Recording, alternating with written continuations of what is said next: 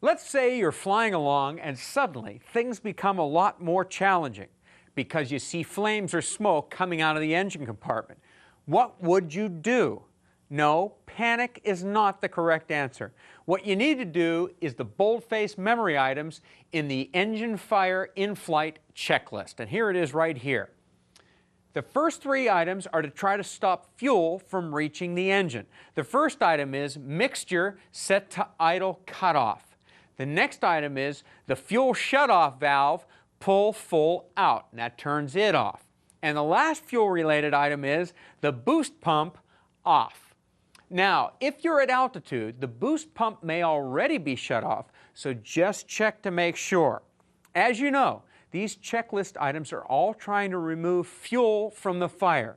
The next and last bold-faced memory item is master switch off. This eliminates any electrical or avionics problem from continuing to cause a fire. The rest of the items are not required memory items, so if you have time, you can pull out the checklist to check them.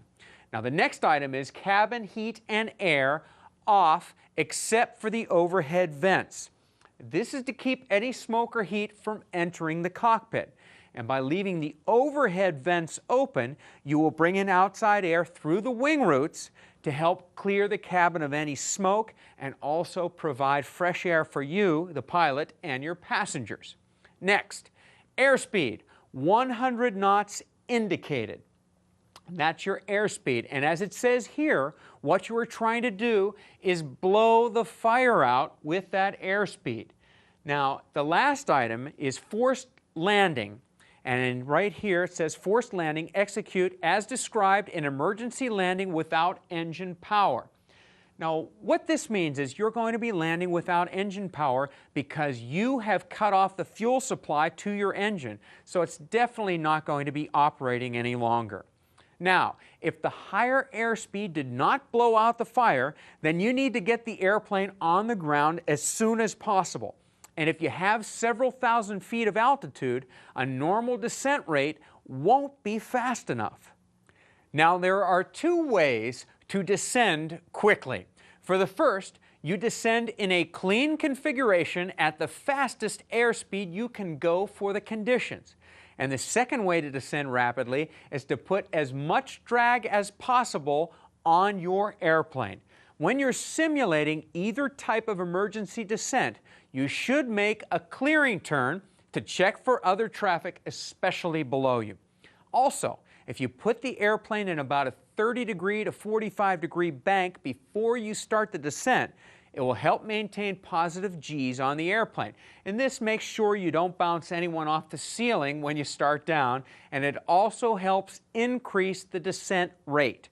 Now, for clean emergency descent, lower the nose and descend at 163 knots, which is your red line speed, in perfectly smooth air, or at the top of the green arc right here if it's not smooth. Now, you might try this for a little while to try to blow the fire out. However, if you are in turbulent air, you need to slow to the VA maneuvering speed, which at maximum gross weight is 99 knots in your Skyhawk. This isn't going to give you a very rapid descent. Also, it's possible that the fire may have weakened some of the airplane's structure, which you wouldn't want to stress with high speeds.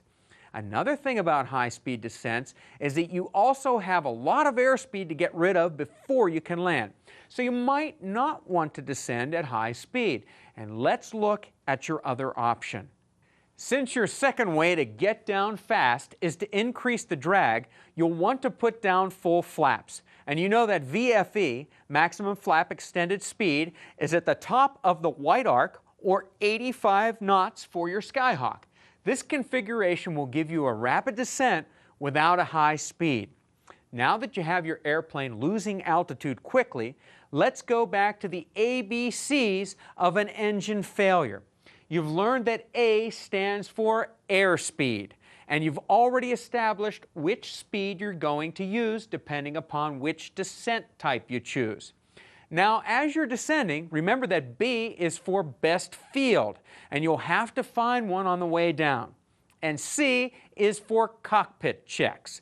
These include the boldface memory items for the fire and then the items you need to do for the emergency landing to secure the airplane.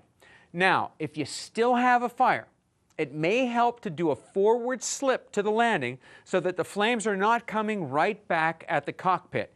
You're going to be sweating enough as it is. Now, although in-flight fires are very rare, they can be serious. But if you know how to get down quickly and remember the ABCs of engine failure, you can cope with them skillfully and calmly.